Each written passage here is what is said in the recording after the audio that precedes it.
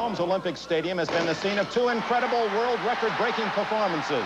Canada's powerful Ben Johnson exploding through the 100 meters, shattering the 9.9 wall, running an incredible 9.83 and a gold medal win over Carl Lewis. Into the eyes of another world champion, Stefka Kostadinova of Bulgaria, first woman ever over 6 feet 10 inches in the high jump. Her world record would have been good enough to win the men's high jump in the 1952 Olympics. The first World Championships, Edwin Moses, 400-meter hurdles, his 81st consecutive win, part of a 10-year unbeaten streak. Moses way out in front. He goes for the gold. He's got the gold. A gold to match his Olympic golds of 1976 and 1984. Now, 4 years later, Moses, at age 32, attempts to repeat as the world champion. In his way, 21-year-old Californian Danny Harris, the man this summer who ended Moses' stranglehold in this event at 107 finals in a row. Also tonight, former UCLA star Jackie Joyner-Kersee continues her quest to improve her own world record. With a personal best in the shot yesterday, she finished the first 4 of the 7-event heptathlon, 111 points ahead of her record pace set in 1986. Tonight, the gold and the world is in her grasp.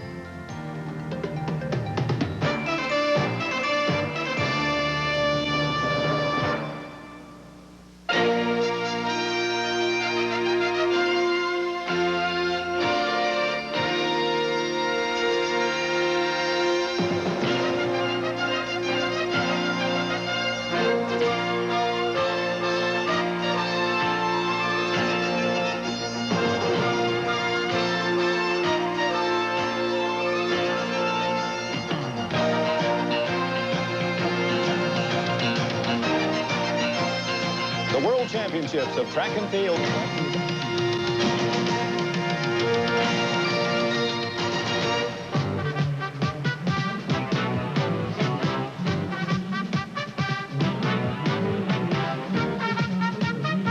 Welcome to Rome, another exciting day. Day 4 of the World Championships of Track and Field.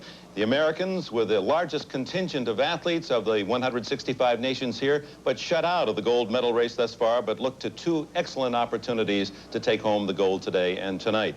First, the 400-meter hurdles. Edwin Moses, incomparable, but he'll have to fight off Danny Harris, the young football player from Iowa State who beat him 3 months ago in Madrid to end the long streak of Moses. And watch out for Harald Schmid, say the West Germans. And for the Americans, the world record holder in the heptathlon, Jackie Joyner-Kersee, after the first 4 events of the 7-event heptathlon yesterday, she was 111 points ahead of her world record pace. First up of the final 3 today was her best event, the long jump. Here's our report from Dwight Stones. Dick, not only her best event, but her favorite event. She gets to start the second day. She's a little bit fresher from last night. She knows she has a big lead on the world record, and she can really relax and punch one here. Beside the fact, she's the co-holder of the world record in the long jump. And she gets a good one right off the bat. 23 feet, 5 1/4 inches for Jackie Joyner-Kersee. Her technique is so good. She's got great sprint speed on the runway, and she gets all of the board. You can see right next to the end of it. Tremendous extension into the pit. An outstanding leap. That'll make her feel good. Let's go back up to the booth and Charlie Jones. First heat, women's semifinals, 400-meter hurdles. Top 4 finishers will move through to the final. Sandra Farmer is in lane 1. Maria Usifo, a no-show in lane 2, so lane 2 is open. Margarita Kromova is in 3. Shawanda Williams, United States, in 4. Hollander of Finland is in 5. Sabina Bush, the favorite, is in 6. Tatamuya of Kenya is in 7. And Latanya Sheffield, United States, is in lane 8.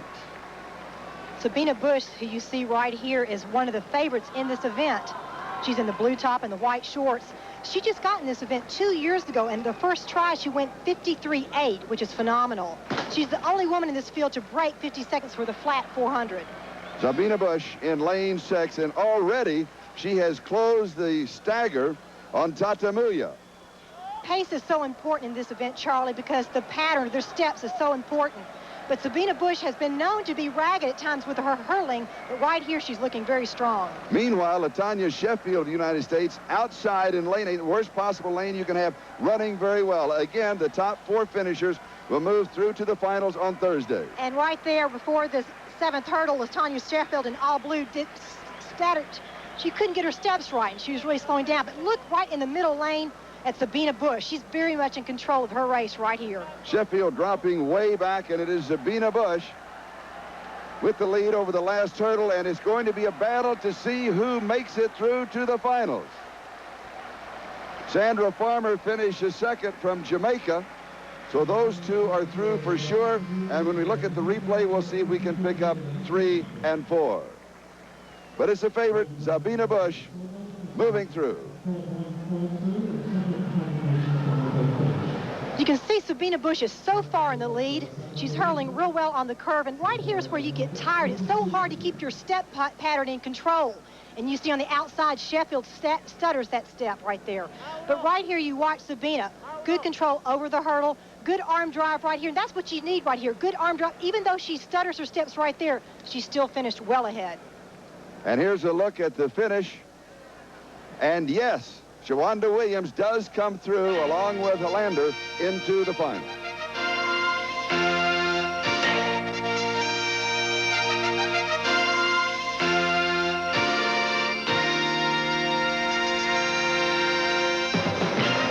Welcome back to the World Championships in Rome. I'm Charlie Jones, along with Frank Shorter, gold medalist in the marathon in the Olympics in 1972, and Missy Kane, a member of the U.S. Olympic team, 1,500 meters, Los Angeles, 1984. Today, we'll be stalking the world record in the heptathlon. And I think all eyes will be on Jackie Joyner-Kersee. She's America's top amateur athlete, and really she's one of the best all-around athletes in the world.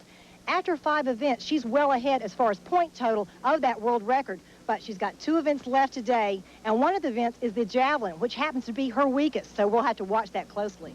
She has had trouble with the javelin in the past. Edwin Moses had some trouble in the semifinals. Will he have any trouble in the finals in the men's 400-meter hurdles?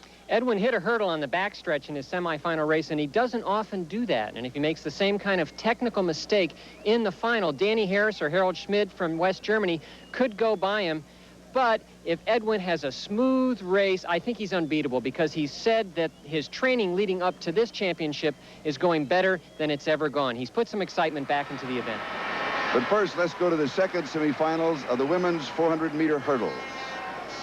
In lane 1 is Anna Ambrosina of the Soviet Union. Kristina Winberg is in lane 2. Cornelia Ulrike is in 3. Pete Ushev is in 4. In 5 is Gudrun Abt. Judy Brown-King of the United States is in 6. Irmgard Trojer of Italy is in 7. And Deborah Flintoff-King is in lane 8. Judy Brown-King almost didn't make it to the final of TAC. What happened in the semifinal is that she stumbled on the 8th hurdle. She almost stopped dead in her steps, and then someone yelled from her in the crowd, "Get going, Judy," and she did. She made it to the final, won the final, and is our best hurdler. Top 4 finishers here move through to the finals on Thursday. And it is Cornelia Ulrike in lane 3 of East Germany who takes the early lead. She's in the blue top and white pants, and Charlie, she used to be a 100-meter hurdler, so she can hurdle well. The key for her is, can she hold up after 300 meters?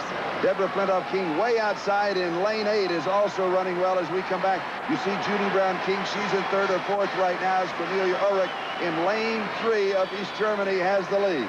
The key to this race is your step pattern, and right now Ulrike she's keeping her pattern. Also Flintoff in the green shorts, she's very strong. She's a real strength runner right here. Ulrike in 3, Flintoff-King outside in lane 8. Again, the top 4 finishers move through. Ambrosina of the Soviet Union is in lane 1. Here comes Judy Brown-King at the lead, and I believe that she does make it to move through. An unofficial 54.73. Cornelia Ulrike of East Germany winning the heat. Deborah Flintoff-King 2nd.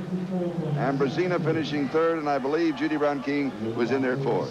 I think she came on at the end, but Ulrike right here, you can tell that she's a strong runner. She's got good arm power, and she likes to have her lead leg be her right leg. That means that she's taking 15 steps between hurdles so that she can have the same leg come up every time. She's got a good lead here, and she doesn't look like she's pressing. Debbie Flintoff coming up on the outside is very strong. I pick her to medal in the final. Finals on Thursday, women's 400-meter hurdles. The final 8 include 2 Americans, Shawanda Williams, Judy Brown-King, outside chance for a bronze. The favorite is Sabine Busch, the attractive East German.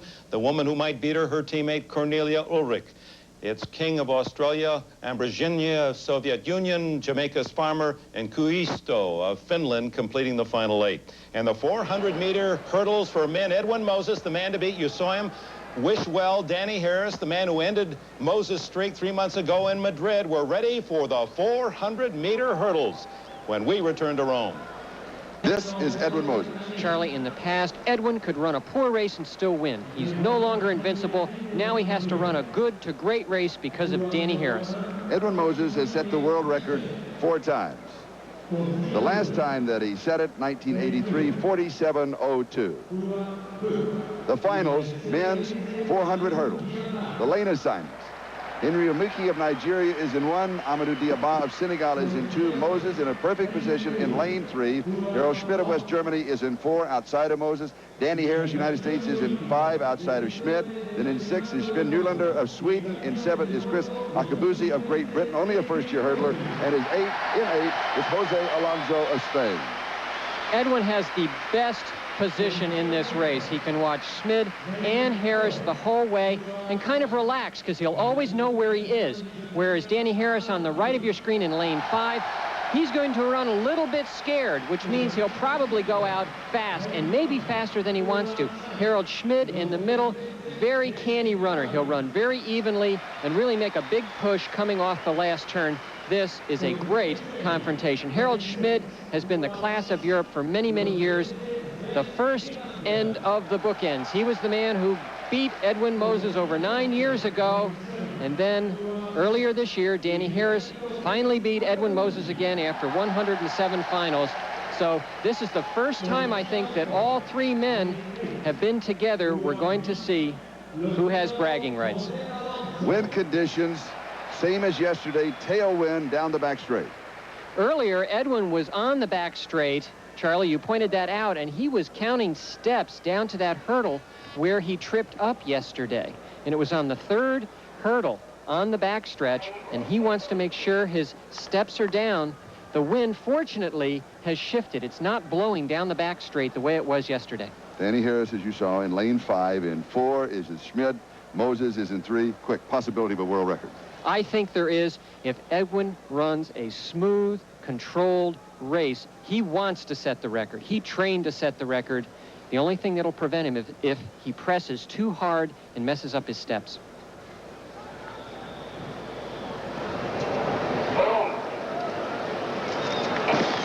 And it is a fair start, and Moses gets a good start. He had a great start. He comes out smoking, and he's the first man to the first hurdle. Danny Harris is in 2nd. He is really going for it. Edwin is really out for the record. Edwin closing down the stagger on Schmid. As you can see, he has almost caught him in the stagger. Now he goes after Danny Harris. Edwin wants the... This is as fast as I've ever seen him go out. He is really moving. He's 2 to 3 meters out in front of the field. And it is Harris 2nd and Schmid. The crowd senses it. They know he's out there. If he can hang on, he's got it.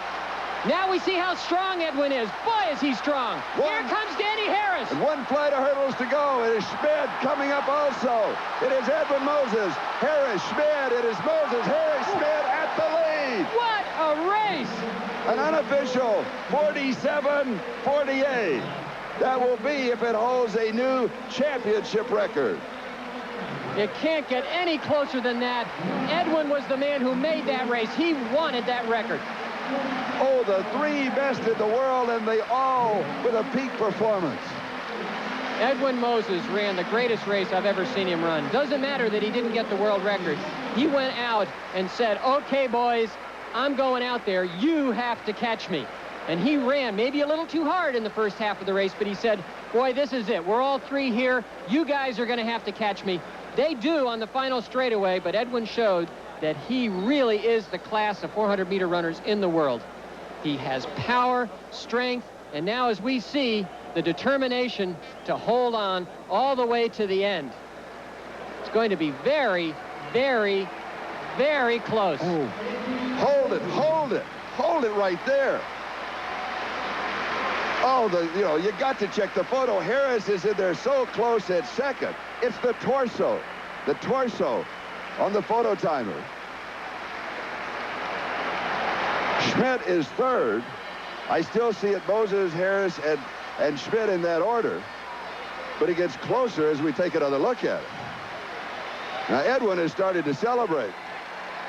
Maybe he knows something we don't know. We'll find out when we get back to the World Championships in Rome.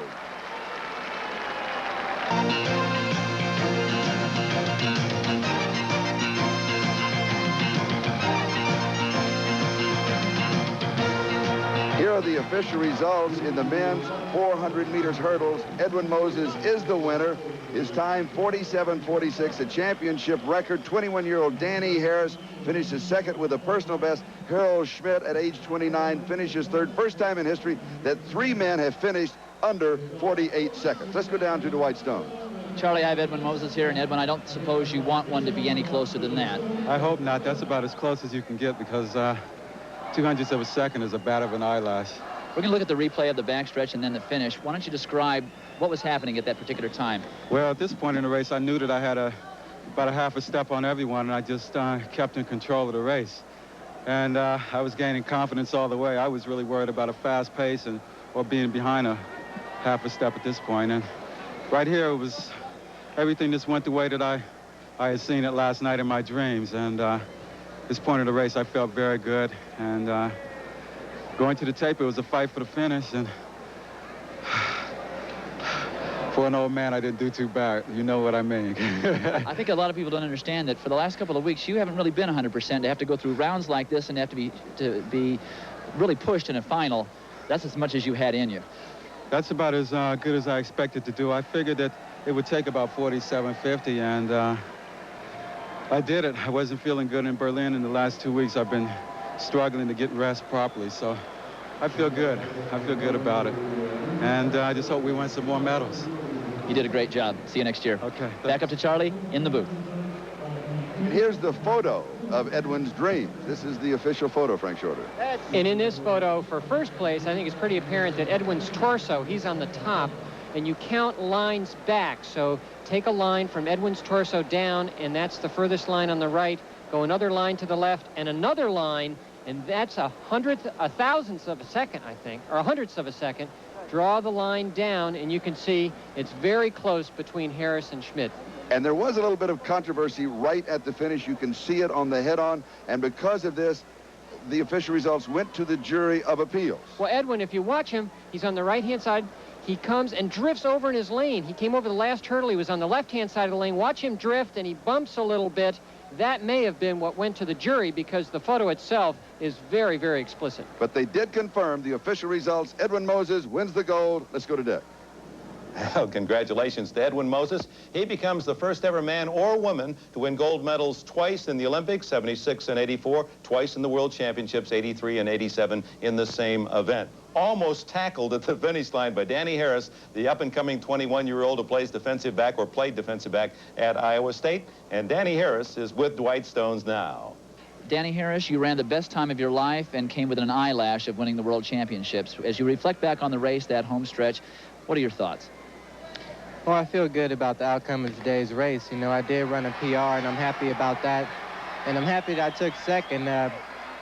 Inch to either way, I could have been third or first. So I'm happy about the outcome of the race. Edwin and Harald ran a great race today, and I'm just happy to be where I am now. Congratulations on a fine job. Thank you. I like the way Danny Harris handled that, not minding being squeezed into the silver. He must be thinking with considerable confidence about his role in Seoul in '88. Now to the hammer throw, not a strength for the United States. No men in the finals for the U.S. Here is the winner. No surprise there either. He won in Helsinki. The defending champion, Sergei Litvinov. He's 29 years of age, a teacher in Rostov in the Ukraine. And here is his winning throw of 272 feet, 6 inches. The silver medalist in Moscow in 1980, Litvinov leads a 1-2 Soviet finish in the hammer. His teammate Tamm takes second. The East German Haber is third.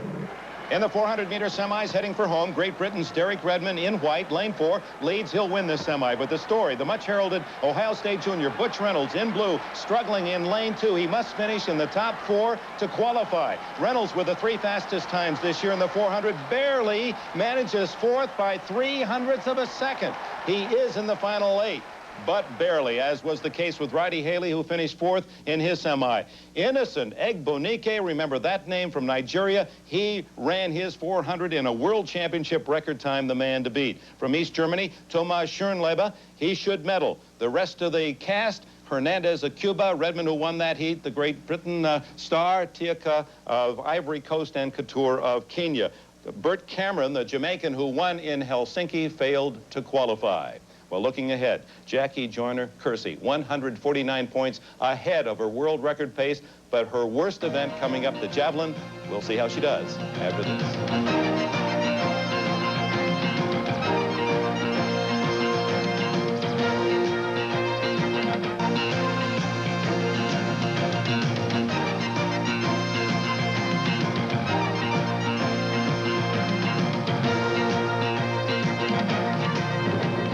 Final of the men's 800 meters. In lane 1 is Popovich. Ostrowski is in 2. Marai is in 3. Lobby in 4. Tom McKeon of Great Britain is in 5. Jose Luis Barbosa is in 6. Billy Konchellah is in 7. And Peter Elliott is in lane 8.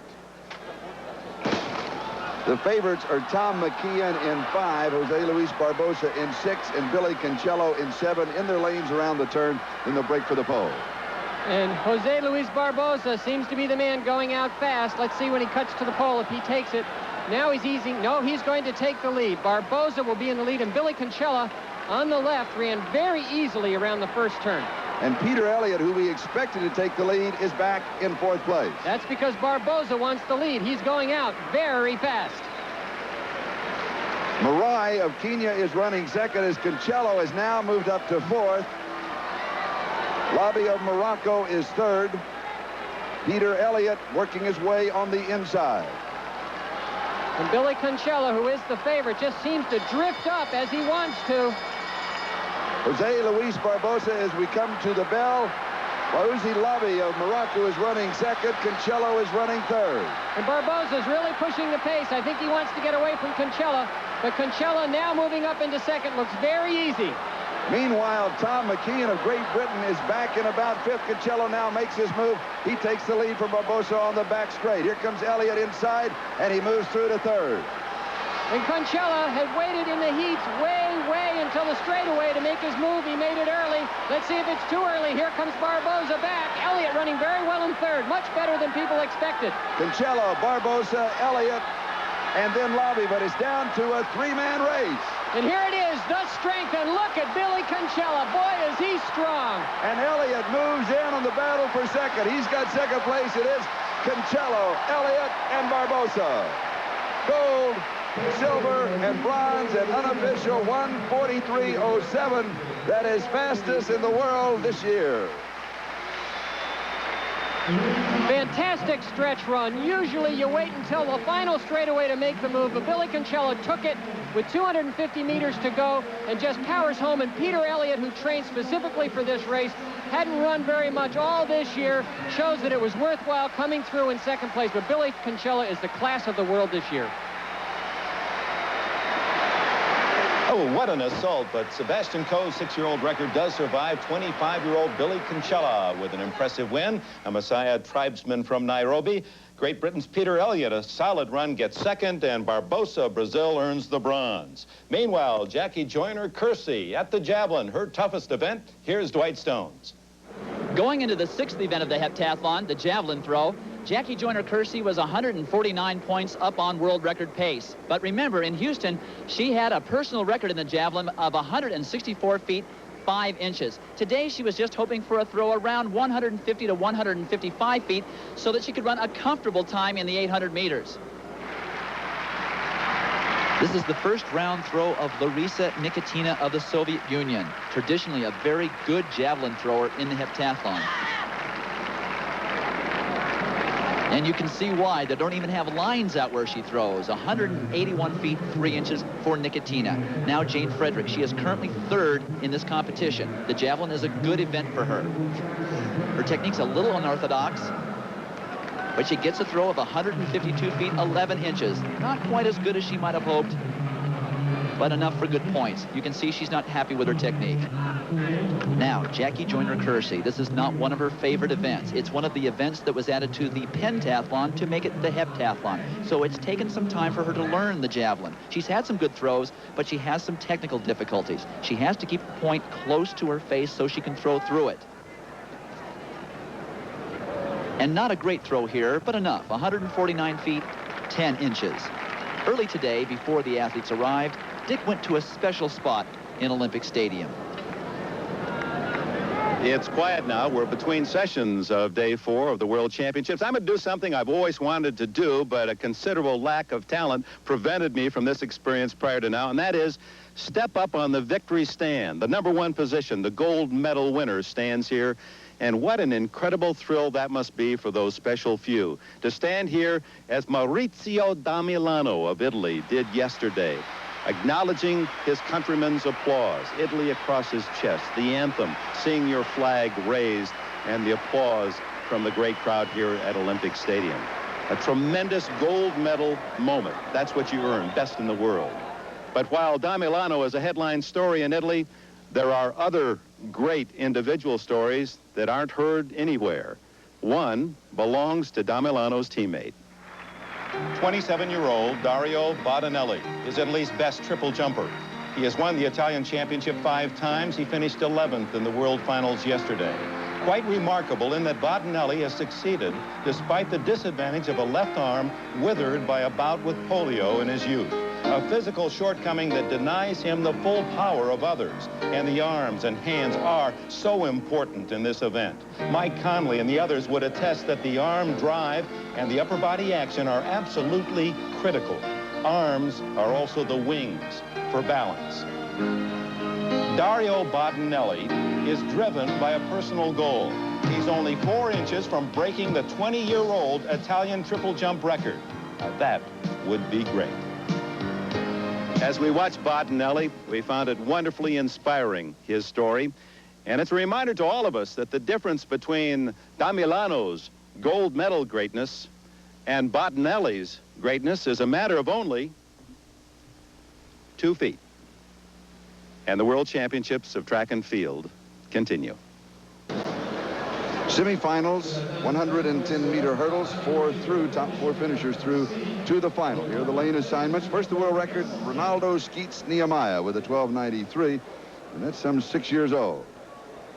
All right, Krzysztof Platek of Poland is in lane 1. Brugera is in 2. John Ridgen is in 3. Carlos Sala in 4.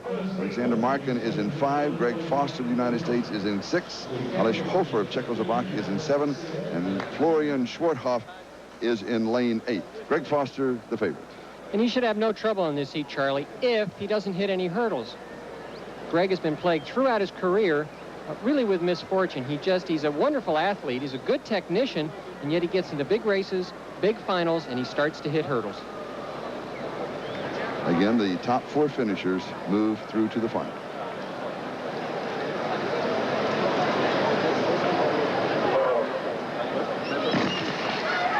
Foster with just a fair start. Sala got the best start, and here comes Foster. Foster and Sala. Brugera over in 2. And it is Foster and Brugera. And now it is Ridgen. It is Foster, Ridgen. Then we're going to have to check to see who finishes 3 and 4. 13:40 is the time. And it's not really that fast.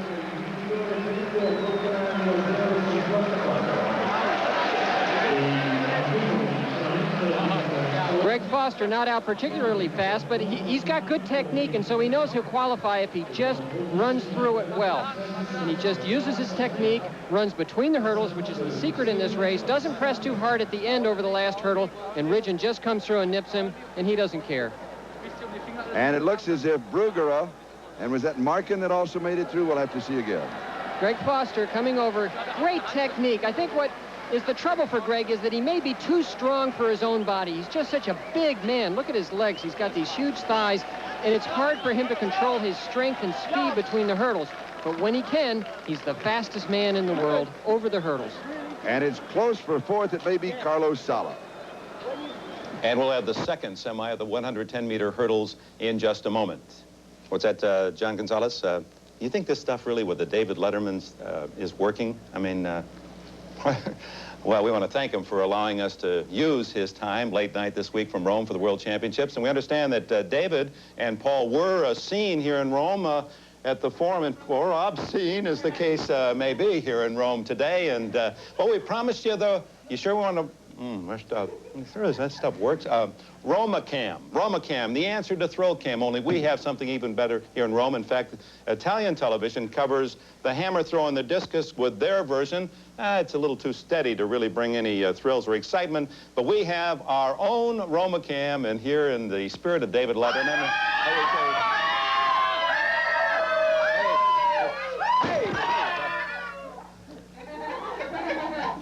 hey, Paul, Paolo, you think this stuff works? I mean,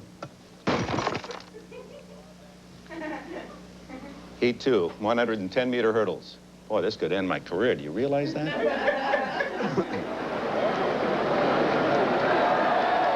Second semifinal, men's 110-meter hurdles.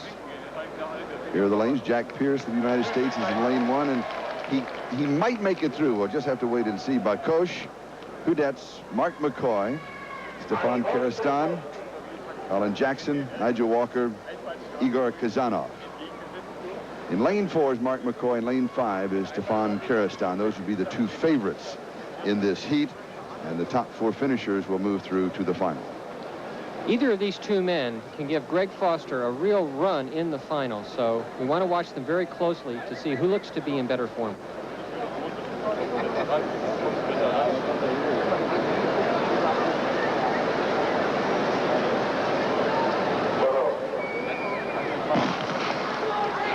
McCoy with a good start. A hurdle goes down. That was Hudetz on his left.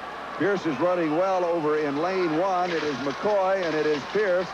And Pierce and McCoy, now they're going to have pressure from the outside. I believe it was McCoy, Pierce, and could have been Colin Jackson of Great Britain and Kazanov of the Soviet Union. That, of course, is very unofficial. The Canadians have been working on their starts. Mark McCoy in all red, just like Ben Johnson, out first.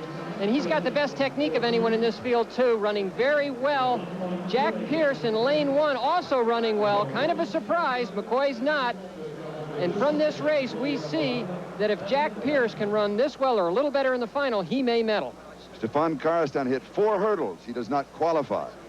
So the finals are set for Thursday, a traditionally strong U.S. event, and the defending champion from Helsinki, Greg Foster, is in along with American teammate from Morgan State, Jack Pierce. Another man to watch, Canadian Mark McCoy. Well, the 200 meters for women produced a fashion statement today offered by Florence Griffith, who won the silver behind Valerie Briscoe in the '84 Olympics. Griffith, the flamboyant former UCLA star, shocked the style-minded fans here in Rome with this sleek speed skater look. It didn't hurt her. Her opponents watched her finish first in her early round heat of the 200 meters. Final results from the women's 10K walk. Soviet Strakova, the winner. Saxby gives Australia its first medal in these championships, and the first woman from China, the People's Republic of China, has a medal in either the Olympics or the World Championships. Yan takes third. White, the top American finisher, 15th. The demands of the 6.2-mile distance, the high heat and humidity of this day, felled several women. 3 were rushed to the hospital, a scene frighteningly remindful of the 1984 Olympic marathon.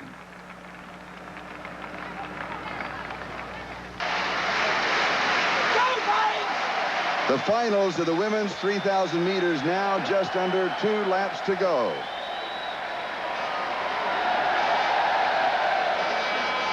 Wendy Sly right now is in the front. She's a silver medalist from the Olympics in '84. She's been hurt, but she's running very strong now because it's a slow pace. She's got to push it right here. Bruns is right behind her, the blue top and the white shorts. That's Ulrike Bruns of East Germany. Go ahead. Charlie, she's strong all across the board. She's run 31:17 for 10,000 meters. Of course, you can see with the yellow top on and the blue shorts is Puica. She's the gold medalist from '84. Now remember, she likes a slow pace so that she can kick. It was very slow and tactical. The last 3 laps has really been picked up a lot. Romanova, the Soviet Union, is running third. Bruns is running second. And Maricica Puica, as you can see, on the outside, the gold medalist at Los Angeles in the game.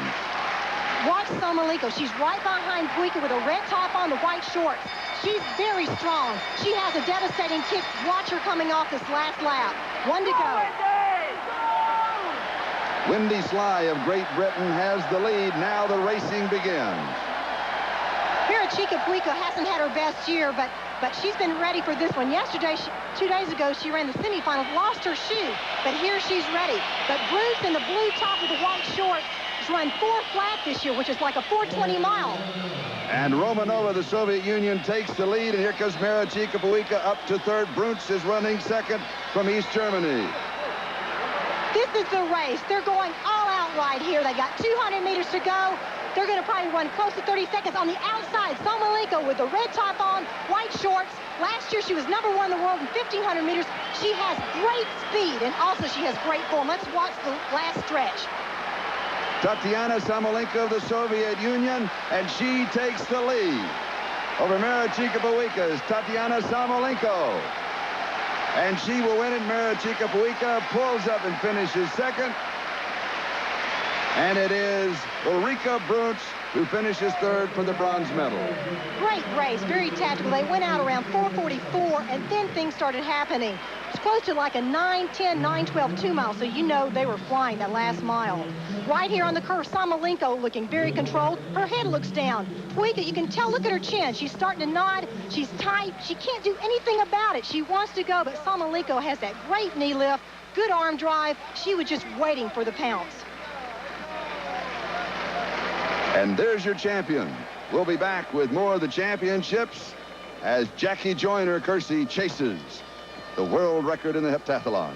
Official results then, the women's 3,000-meter run. This was the race won by Mary Decker in Helsinki. Tatyana Samolenko, the 3rd gold today for the Soviets. She beat the Olympic champion Maricica Puica, 37-year-old Romanian. Bruns of East Germany was 3rd, and Mary Knisley was the top U.S. finisher, 10th. Now we go to the moment for Jackie Joyner-Kersee. She was born in 1962 and named after Jacqueline Kennedy, and she said inspired by the movie on a great all-around athlete, maybe the greatest female athlete ever, Babe Didrikson. She's now searching for her place in history. The world record in the heptathlon is held by Jackie Joyner-Kersee, 7,158 points. And here she is. She has the gold medal. She has the gold medal. She needs to run 2:14.09 in the 800 to break her world record by 1 point. The surprise, here's her husband. He's not surprised. He's just anxious. The surprise is Jane Frederick of the United States. She is in lane 3 and is currently in 3rd place. And she's going to have a challenge, and that'll be from Zhu and from Bamer. And we'll keep an eye on her. So it is Liliana Nastasi, Romania, in 1 as we look at Jackie Joyner-Kersee. Fleming, Australia, is in 2. Jane Fredericks in 3. Nikitina of the Soviet Union is in 4. Jackie Joyner-Kersee is in 5. Yuning Zhu of China, Aka Bamer, and Marion Reichelt. And it's all against the time, against the clock, and most of all, it is against yourself. That's what makes this so exciting, because Jackie knows what she has to run. 2:14. It doesn't matter what place she is in this as long as she has that time. Bamer is going to the lead. She's run 2:06, and she's got a broken collarbone here. Now, the thing with Bamer is she's going to have to beat Jane Fredericks at least by 7 seconds to capture the bronze. Meanwhile, we're keeping an unofficial clock on Jackie Joyner-Kersee. She goes through at 200, just over 32 seconds. So she is in reality ahead of a very steady pace for the world record. Her trap is if she gets carried away. Jane Frederick is in 4th place. Jackie is a sprinter. That's what makes this a little hard for her. 800 meters is not a sprint. You have to pace yourself. But Jackie looks very relaxed here, and she's in a good position to run a good time. And meanwhile, Jane Frederick just cruising up on the outside. If she stays within 7 seconds of Bamer and Zhu, then she has the bronze medal. This is her 66th competition. It would be her first international medal in 10 years. She goes through at 69.6. She slowed down just a little. She wanted to go through at 67 seconds. Jackie's going to have to pick it up on this backstretch, and I think the crowd's going to be with her. She's going to her arms right here. She knows she's got to pick it up at least 2 seconds this last lap. And there is no wind. It has been hot today. It's been very muggy. We had a tailwind earlier, but no wind now. It is very still. Look at Jane Frederick. She's trying to take the lead. Her PR is 2:10, her best time, but she's going for it. But here goes the East German because she knows she has to run very fast to medal. She goes through 141.3. She's back on world record pace. All right, Jackie, it's the last 200. She's got to go to her arms because I know she's tired, but she's got to go to her arms. But East German, she's already has a fast time. She's trying to get a medal herself. Famer out in front. She's going to win this race. If Frederick stays within 7 seconds of her, she will have her medal, and Jackie Joyner-Kersee is going against the clock, against herself for the record. There it is. What do we have? Unofficial 2:16.31. Oh, so close. Not going to be enough. No, but she's still got the gold, and it was a little slow pace for Jackie. I think she thought it would go out much quicker. Some of those girls had 2:06 best times. Jackie probably thought the first lap was going to be a lot faster. The gold medal. She's got the gold. But I feel disappointed, and she does too. But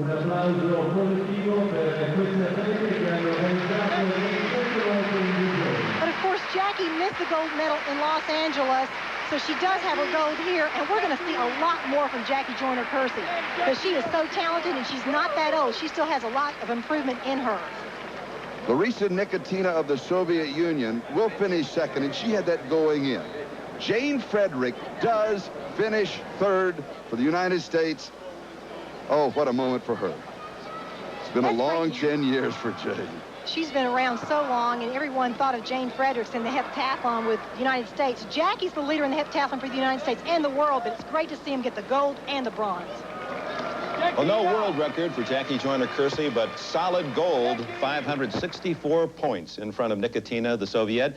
Jane Frederick, what a wonderful story. The 35-year-old from Santa Barbara, not considered a medal threat here, a pioneer in the event. She comes home with the bronze. And the third American, Kathy Griner, finishes 12th. And the two medalists are with Dwight. I'm here with the gold and bronze medalists in the women's heptathlon. And Jackie, I thought you were upset about the javelin, but you're upset about the way you were in the 800. Yes, I realized at the 400-meter mark we went out too slow. It was at 68. And I think I tried to push it going into the second 400, and I just didn't have anything left. Does it get to be too much to expect a world record out of you and not appreciate the fact that you win a gold medal and win in events? Not really, because what's frustrating is that I get out there and I do well. And then going into the second day, I had a good long jump, and the javelin didn't go as far as I wanted it to go. And then the 800 meters, I know I should have ran much faster than that, but I didn't. So I just have to review all the different marks and go back to the drawing board. Jane, after 15 years of struggling through this event, injury after injury, wanting to retire, thinking about retiring, and coming back and shutting out the East Germans in a multi-event, it's got to be extremely satisfying. Very satisfying, yes. I just, I gave her a run for it in the 800. She had to beat me by 11 seconds to take the place from me, but I wanted to make it as few seconds as possible. Yeah. We didn't have any medals before today. Now we've got plenty. Great job. Thank you, Dwight. That was the last thing. The lights were already out here in Olympic Stadium in Rome, and watch what happens. A happy gold medal winner and an ecstatic bronze medal winner embracing each other, and then Jane Frederick said to her, now you got to go get them in the long jump. And that's what these championships are all about, on a day where the Americans won their first 2 gold. Edwin Moses and Jackie Joyner-Kersee. We'll see you again tomorrow night at 12:30.